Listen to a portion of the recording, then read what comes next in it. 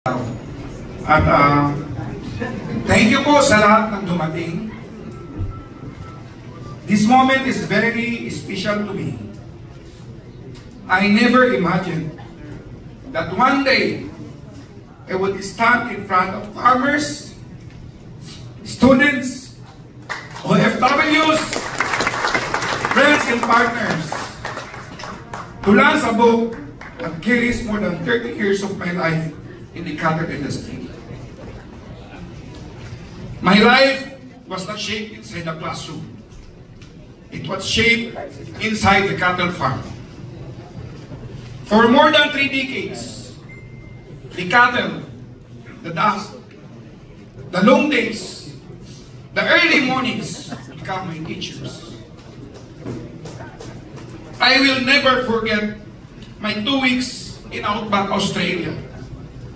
I was alone, the heat was intense, the night was quiet, in the distance from home, felt heavier each day. I was lonely, homesick, unsure of myself. There were moments when quitting seemed easier.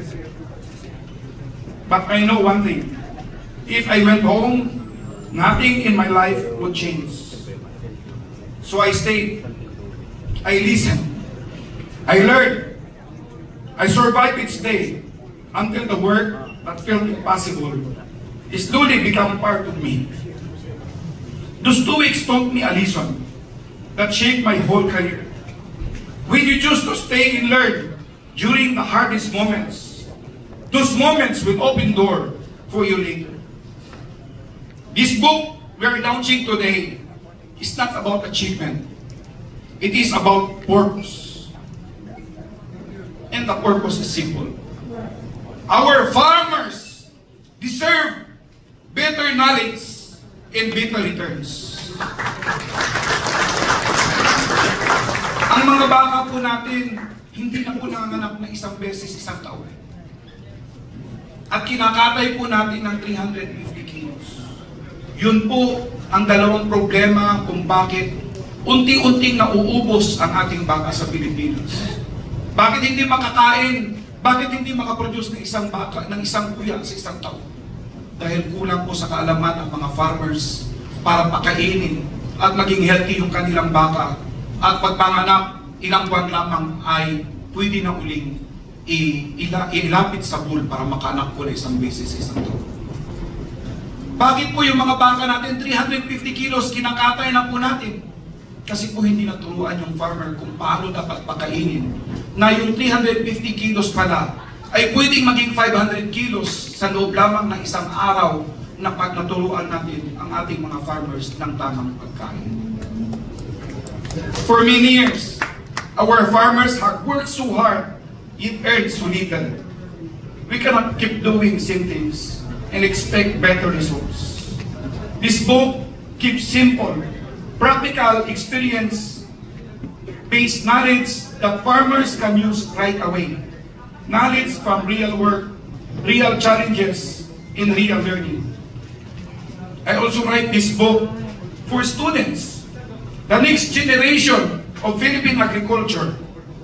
I hope it inspires you and I hope it helps you see that agriculture can give you a meaningful and stable future. And I wrote it for our OFWs, my fellow workers that leave home to give their families a better life. My years abroad taught me discipline, humility, and responsibility.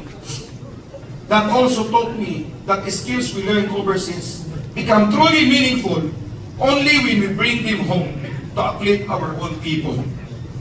And today, I want to honor my family, my wife, and my daughters, who also sacrificed through the many years I worked far away. There were celebrations I missed, school events I could not attend, and moments at home, and I wish I had been there for. Their patience, strength, and love carried me through the hardest days. This book is also for them. This book is not mine alone. It carries the stories of many Filipinos I met along the way. Farmers who shared their struggles, the friends who encouraged me, and the people who believe in this mission even before it became a book. Sek, ikaw po yung isa doon. To everyone who supported, encouraged, corrected, and prayed for me, maraming salamat po. This book is also your story. To this lands is more than a book event. It is a reminder that the Philippines can strengthen its cattle industry, that our local beef can reach higher standards, that our farmers can earn better income, that our students can live with confidence, and that OFWs can come home, not just with savings, but with purpose. And I dream that one day, Philippine beef will stand proudly beside the best in the world, raised by own farmers with discipline, sincere, science in heart. If a simple farm worker like me, who learned from real work and real challenges, can write a book that may help our country, then it means every Filipino has the power to make a difference. Maraming salamat po sa inyong tiwala. Thank you for believing on this mission. Thank you for standing with me. This book is for our farmers, for our students, for our OFWs, and for the Philippines. Let's feed cattle with discipline, and let's feed our nation with hope. Magandang umaga po, and may God bless us all.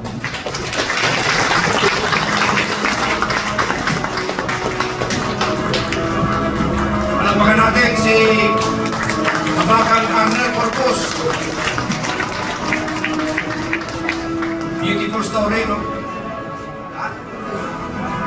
What story could be more beautiful than that? Started as janitor. Ngayon, bukpok. The beauty is not keeping the knowledge to